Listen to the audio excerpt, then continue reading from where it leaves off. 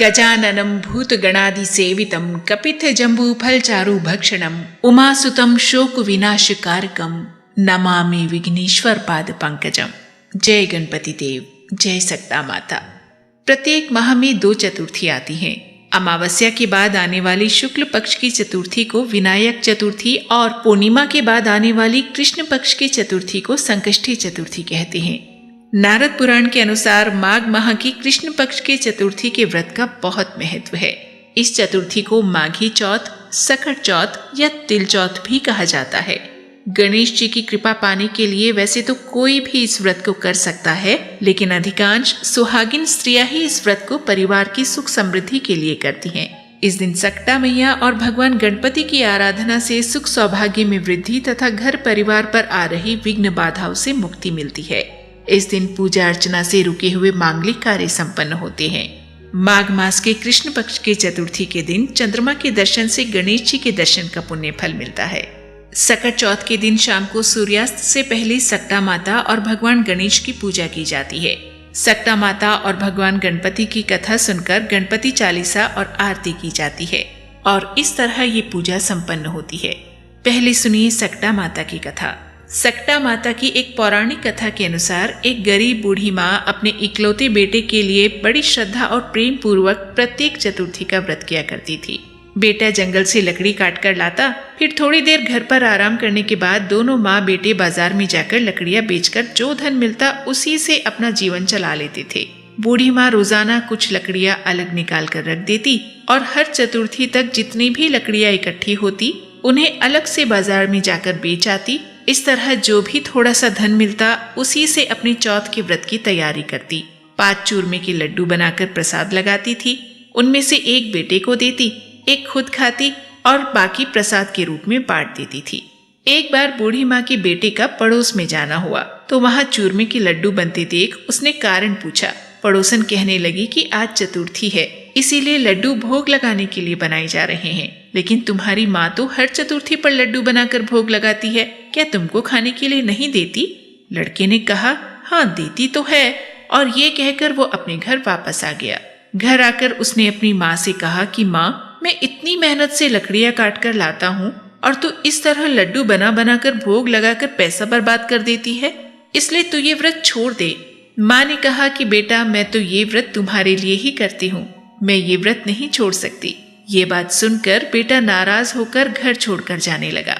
तब माँ ने बेटे को अनाज के कुछ दाने और दूर्वा देते हुए कहा कि बेटा, इनको हाथ में लेकर मैंने सकट माता की कहानी हर चौथ पर सुनी है, इसलिए तू ये साथ ले जा और जब भी कोई मुसीबत आए तब सकटा माता को याद करके कुछ दाने वहां बिखरा देना।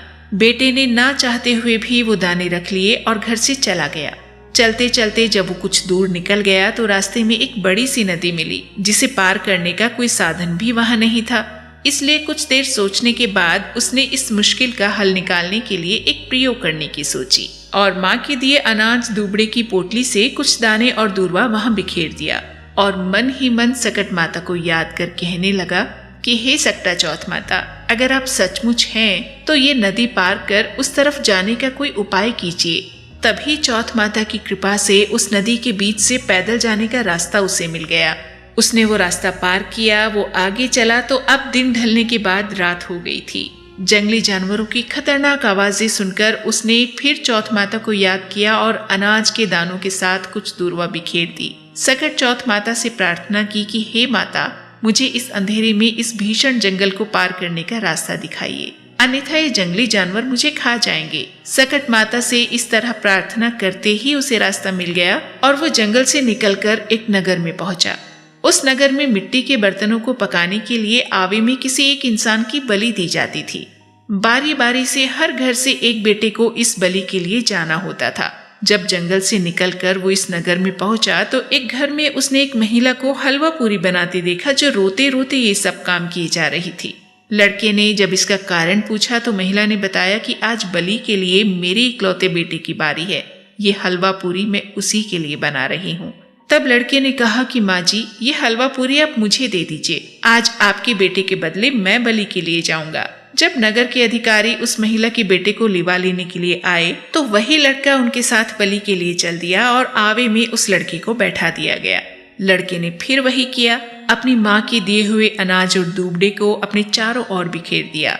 सकट माता का ध्यान किया और क्योंकि 2 बार पहले भी सकट माता की कृपा से उसकी मुश्किल हल हुई थी, इसलिए इस बार पूरी श्रद्धा से उसने सकट माता से प्रार्थना की कि हे सकट माता, इस बार भी मेरी मुश्किल हल करना और मेरी माँ के विश्वास को भी बल देना। इस बार भी सकट माता ने उसकी रक्षा की। जो आवा पहले महीने भर में पककर तैयार होता था, वो इस बार जल्दी ही पक गया। जब नगर के राजा को ये बात पता लगी तो उसे आश्चर्य हुआ। उसने अपने सिपाहियों को वहां भेजा। जब आवे के ऊपर रखे बर्तन उतारे तो देखा कि आवे के अंदर अनाज उगा हुआ था और वही लड़का अंदर बैठा हुआ था। सबको आश्चर्य हुआ। राजा भी वहां पहुंचे। सबके ये पूछने पर कि तुम इस आवे में कैसे बच गए, लड़के ने कहा कि मेरी माँ चौथ माता की व्रत करती है और मैं उन्हीं के प्रभाव से हर मुश्किल से बचता चला जाता हूँ। राजा बहुत खुश हुए और सभी नगरवासियों को इस व्रत का पालन करने के लिए कहा। साथ ही अपनी बेटी का विवाह उस लड़के से करके उन दोनों को खूब धन संपदा देकर कुछ दिन बाद लड़के के गांव जाने के लिए उन्हें विदा कर दिया। बूढ़ी माँ अपने बेटे और बहू को पाकर बहुत खुश हुई और जब लड़के ने बताया कि कैसे हर बार सकटा माता की कृपा से उसकी जान बची, तो सब ने मिलकर सकटा माता की जयकारे के साथ उनका धन्यवाद दिया। इसके बाद सभी गांव वाले भी सकट चतुर्थी का व्रत पूरी श्रद्धा से करने लगे। हे सकटा माता, हमारे घर परिवार पर भी अपनी दया दृष्टि बनाए रखना। जय सकटा माता। अब सुनिए गणेश भगवान की कथा। पौराणिक मान्यता के अनुसार एक बार जब देवतागण किसी समस्या के समाधान के लिए भगवान शिव के पास गए, तब भगवान शिव ने कार्तिकेय जी और गणेश जी से पूछा कि उन दोनों में से कौन देवताओं के कष्टों का निवारण कर सकता है। तब कार्तिकेय जी और गणेश जी दोनों ने ही स्वयं को इस कार्य के लिए सक्षम बताया। इस पर भगवान शिव ने कहा कि तुम दोनों में से जो भी सबसे पहले पृथ्वी की परिक्रमा करके आएगा, वही देवताओं की मदद करने के लिए जाएगा। ये सुनकर कार्तिकेय जी अपने वाहन मोर पर बैठकर पृथ्वी की परिक्रमा करने के लिए निकल गए।